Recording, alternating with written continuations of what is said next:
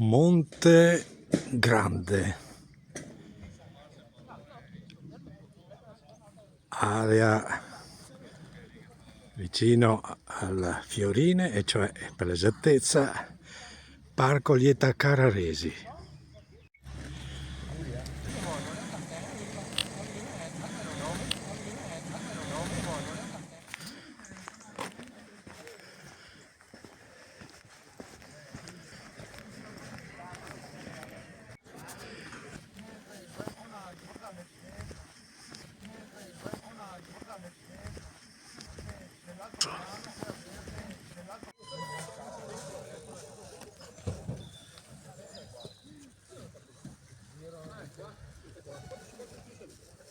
Domenica 23 febbraio leva taccia per venire a documentare nel Parco dei Colli, ecco, cosa succederà oggi. C'è già un bel po' di movimento.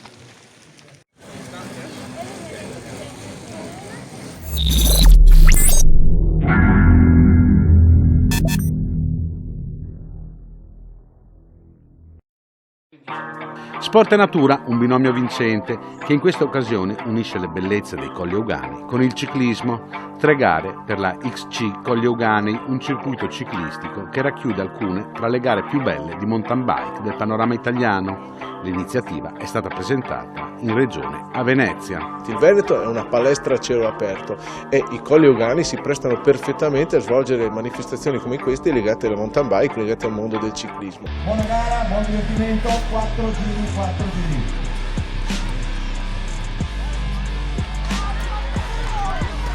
Ecco lì, prendiamo il primo tornante, attenzione a proposito appunto di salute, un po' di attenzione, la raccomandazione che abbiamo ricevuto anche dal medico di gara, quella di caso di dove esistono caduto la Bologna, sempre da aiutare tantissimo per non complicare l'assistenza. Molto bene cari junior, li vediamo ben determinati.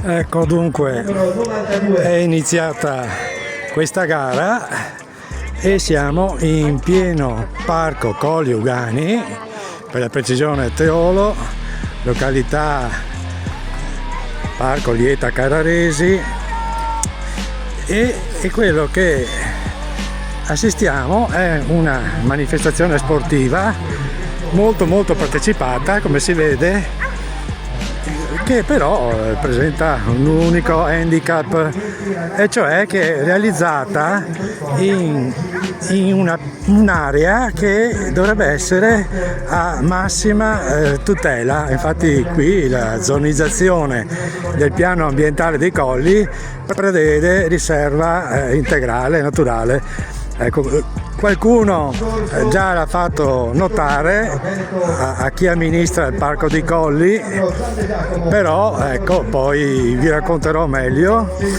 come che si è riusciti a dribblare le normative, le deroghe. Questo è il sistema. In Italia abbiamo tante leggi, anche di buona ispirazione si può dire, però poi c'è sempre il modo di uscirne, di fare quello che si vuole appunto in deroga. Poi la cosa peggiore è quando queste leggi non prevedono sanzioni e quindi ecco, ognuno alla fine fa quello che gli pare. Non dovrebbe essere così, almeno qua nel Parco dei Colli, che è stato inserito come riserva della biosfera dall'UNESCO, e quindi dovrebbe essere trattato in una maniera completamente diversa. Ripeto, le responsabilità di queste cose sono sempre e comunque degli amministratori, chi governa questo territorio. Ecco, questa purtroppo è una manifestazione che dicevo molto partecipata, perché ci sono 200 iscritti, il percorso è di 5 km, deve essere ripetuto diverse volte, quindi vedremo alla fine come saranno ridotti i sentieri. Si diceva che questa manifestazione avrebbe dovuto ricalcare appunto la sentieristica già presente, ma io documenterò che non è così, perché si esce anche e si va in pieno sottobosco e vedremo poi di fare la conta dei danni. Ma quando si definisce un percorso e si stabilisce che debba seguire il sentiero preesistente e ci troviamo davanti questa stazione che chi potrebbe dire che questo era un sentiero? Io conosco perfettamente quest'area e ve lo posso garantire, qui non c'era nessun sentiero.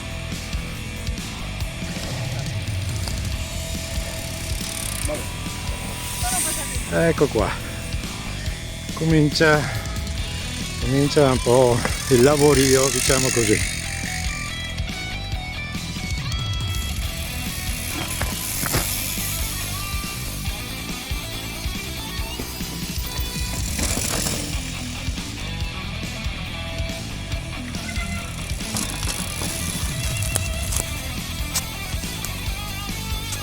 Poi vedremo questa curva, a questo punto in particolare, come sarà ridotto alla termine della competizione.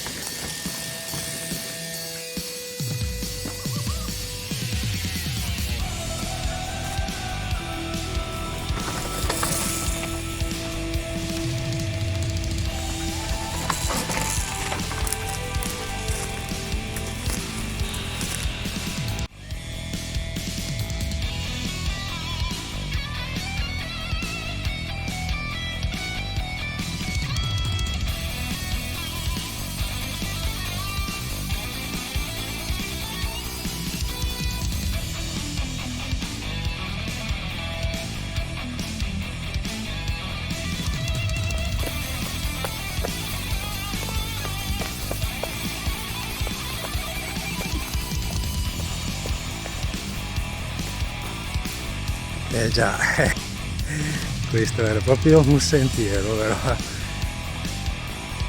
Solo per gli ingenui che ci credono. Guardate qua,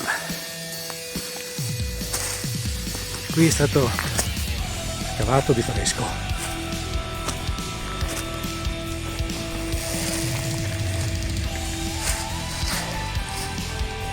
Si vede perfettamente. Terra mossa da pochi giorni sicuramente. Hanno anche lasciato gli attrezzi da lavoro, vediamo un po' qua.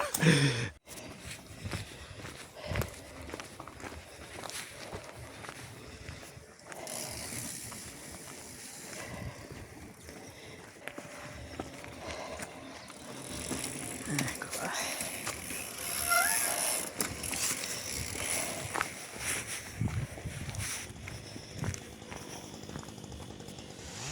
Allora, se non è più evidente di così, qui c'è la strada, quella che può essere definita la strada, il sentiero ovviamente, e qui c'è la nuova apertura praticata nel sottobosco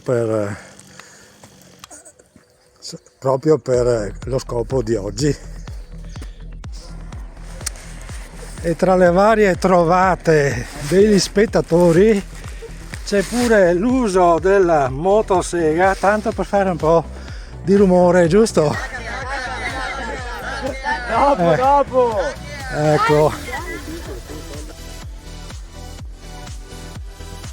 Queste non sono mica tracce di gomme del mountain bike.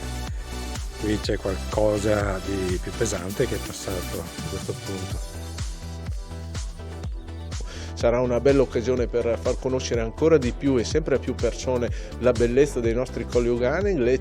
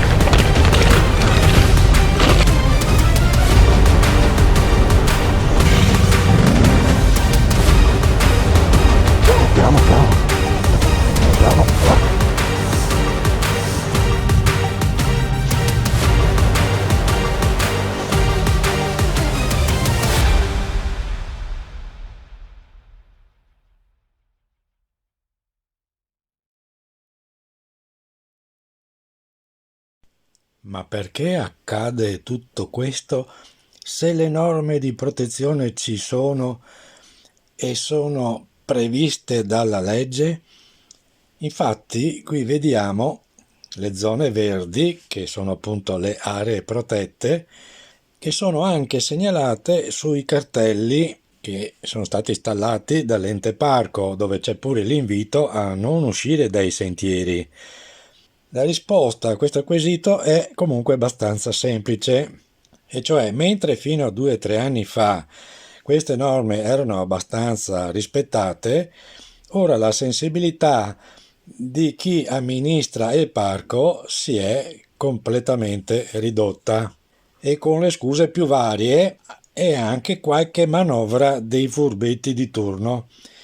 E quindi ora si apre la stagione delle deroghe continue, e infatti sono concesse e previste sempre più manifestazioni di questo genere, non solo MTB ma anche tante altre pseudo attività sportive che non sono altro che invasive e distruttive per l'ambiente.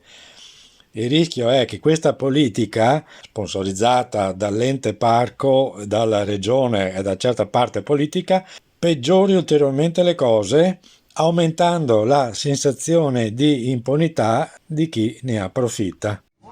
Bene, e quindi dal parco naturale, riserva integrale con massima protezione della natura, per oggi è tutto e vi saluto. Cari amici del canale, vi ringraziamo per la visione e se il video vi è piaciuto vi chiediamo un like oppure un commento e non dimenticatevi di iscrivervi a Centro Studi 55. L'iscrizione è gratuita e vi consentirà di essere avvisati sui nostri prossimi contenuti. Grazie ancora e ciao!